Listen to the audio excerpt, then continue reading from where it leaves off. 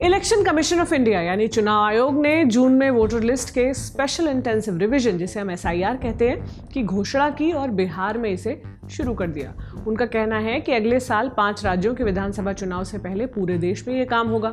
बिहार में SIR शुरू होने पर मुख्य चुनाव आयुक्त ज्ञानेश कुमार ने कहा, हमें डर है कि मृत, प्रवासी, डुप्लीकेट या विदेशी वोटर्स के नाम से चुनाव में धोखा हो सकता है, इसलिए बिहार में शुरू हुआ और देश भर में होगा। क्या ऐसे नाम नहीं हटाने चाहिए? लेकिन अब इस पर कई सवाल उठने लगे हैं कि आखिर असली नागरिक कौन है।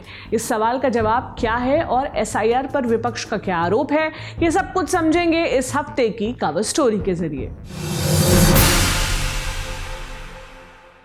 नमस्ते, मेरा नाम प्रतीक्षा है और आप देख रहे हैं इंडिया टुडे हिंदी। एक तरफ ECI SIR के फैसले को जस्टिफाई कर रहा है, दूसरी तरफ अपोजिशन इसे बीजेपी की चाल मानता है। उनका कहना है कि ये उन वोटर्स को लिस्ट से हटाने का तरीका है जो NDA के खिलाफ वोट करते हैं। बिहार में 17%, असम में 34% और पश्चिम बंगाल में 27% मुस्लिम आबादी है, जहां बीजेपी को फायदा चाहिए। डेमोग्राफी बहस को तेज करके मोदी सरकार स्पष्ट तौर पर इसे बिहार, असम और पश्चिम बंगाल में आगामी विधानसभा चुनावों के मद्देनजर अपना सियासी हथियार बनाना चाहती है। ये बेचैनी उस वक्त बढ़ गई जब 15 अगस्त को प्रधानमंत्री नरेंद्र मोदी की एक घोषणा ने इसे और हवा दे दी। सोची समझी साजिश के तहत देश की डेमोग्राफी को बदला जा रहा है। एक नए संकट के बीज बोए जा रहे हैं और ये घुसपैठिए मेरे देश के नौजवानों की रोजी रोटी छीन रहे हैं। एक घुसपैठिए मेरे देश की बहन बेटियों को निशाना बना रहे हैं। ये बर्दाश्त नहीं होगा। ये घुसपैठिए भोले भाले आदिवासियों को भ्रमित करके उनकी जमीनों पर कब्जा कर रहे हैं। और इसलिए मैं आज लाल किले की प्राचीर से कहना चाहता हूं, हमने एक हाई पावर्ड डेमोग्राफी मिशन शुरू करने का निर्णय किया है। विपक्ष ने इस अभियान को चुनावी रणनीति बताया जो लोगों का ध्यान भटकाने के लिए है। कांग्रेस नेता राहुल गांधी ने वोट चोरी का आरोप लगाया और कहा कि बीजेपी वोटर लिस्ट में हेरफेर कर रही है। पहले की मिसालें विपक्ष के आरोप को मजबूती देती हैं। अप्रैल में पहलगाम हमले के बाद कई बीजेपी शासित राज्यों ने बांग्ला भाषी मुसलमानों को गिरफ्तार कर अवैध बांग्लादेशी करार दिया। अदालतों ने बार बार बीजेपी के झूठे दावों को उजागर किया है। बीजेपी शासित राज्यों से जबरन बांग्लादेश भेजे गए या प्रताड़ित किए गए कई बांग्ला भाषी मुसलमान बाद में भारतीय नागरिक ही निकले।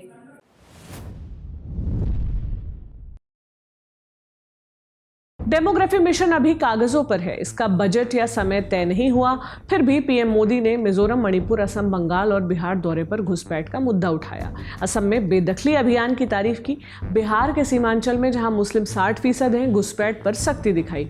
इधर अप्रैल में संसद में नया immigration and foreigners bill pass किया गया।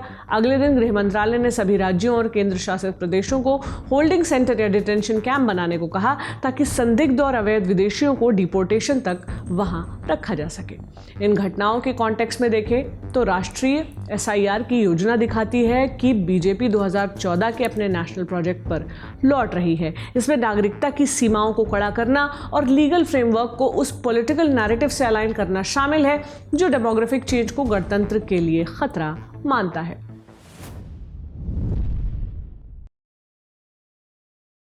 बिहार में आयोग ने 7.67 करोड़ वोटर्स के 11 डॉक्यूमेंट्स, जन्म प्रमाण पत्र, पासपोर्ट, मैट्रिक प्रमाण पत्र, जाति प्रमाण पत्र, स्थायी निवासी प्रमाण पत्र, परिवार रजिस्टर या NRC आदि में से एक जमा करने को कहा। आधार, वोटर कार्ड और राशन कार्ड को शामिल नहीं किया गया जो देश के वंचित समुदाय के पास आमतौर पर उपलब्ध होते हैं। 8 सितंबर को सुप्रीम कोर्ट ने आधार को 12वां दस्तावेज माना, लेकिन चुनाव आयोग आधार वेरिफिकेशन के लिए दूसरे डॉक्यूमेंट्स मांग सकता है। नागरिकता जांचने पर चुनाव आयोग का जोर देना और आधार को स्वीकार करने की उसकी अनिच्छा को देखते हुए यही कहा जा सकता है कि SIR प्रक्रिया NRC यानी नेशनल रजिस्टर ऑफ सिटीजन्स का ही नया रूप है। हालांकि कुछ लोग इस बात से सहमत नहीं हैं। जनप्रतिनिधित्व अधिनियम 1950 के तहत चुनाव आयोग को वोटर लिस्ट का वेरिफिकेशन करने के स्पष्ट अधिकार हैं। वोटर लिस्ट में किसी का नाम जोड़ने के लिए जरूरी है कि उसके पास नेशनलिटी प्रमाणित करने वाला कोई दस्तावेज हो। अगस्त में आई ड्राफ्ट लिस्ट में बिहार के 65 लाख नाम काटे गए थे, जिसके बाद बिहार के वोटर्स की संख्या 7 करोड़ 89 लाख से घटकर 7 करोड़ 24 लाख हो गई थी। अब 30 सितंबर को फाइनल वोटर लिस्ट जारी हुई, जिसमें अयोग्य होने की वजह से 3,66,000 नाम हटाए गए, जबकि 21,53,000 लोगों ने फॉर्म 6 भरकर अपना नाम जुड़वाया।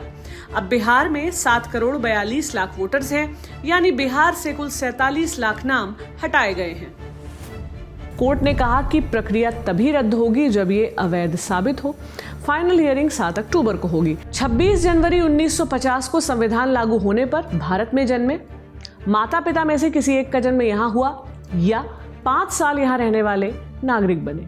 19 जुलाई 1948 से पहले पाकिस्तान से आए स्वीकार किए गए, इसके बाद आने वालों के लिए रजिस्ट्रेशन जरूरी था। 1 मार्च 1947 के बाद पाक गए व्यक्ति को परमानेंट रीसेटलमेंट परमिट के साथ लौटने पर नागरिकता मिली। 1955 का नागरिकता अधिनियम नागरिकता को और स्पष्ट करता है। 3 दिसंबर 2004 के बाद जन्मा बच्चा तभी नागरिक माना जाएगा जब उसके माता पिता भारतीय हो या फिर उनमें से एक भारतीय हो और दूसरा अवैध प्रवासी न हो।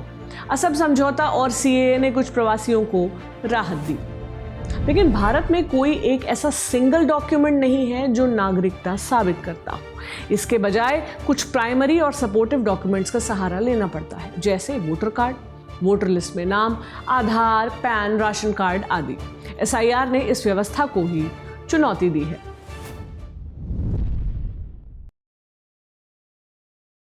भारत में डॉक्यूमेंट बेस्ड नागरिकता टेस्ट शायद ही कभी सफल रहे हों।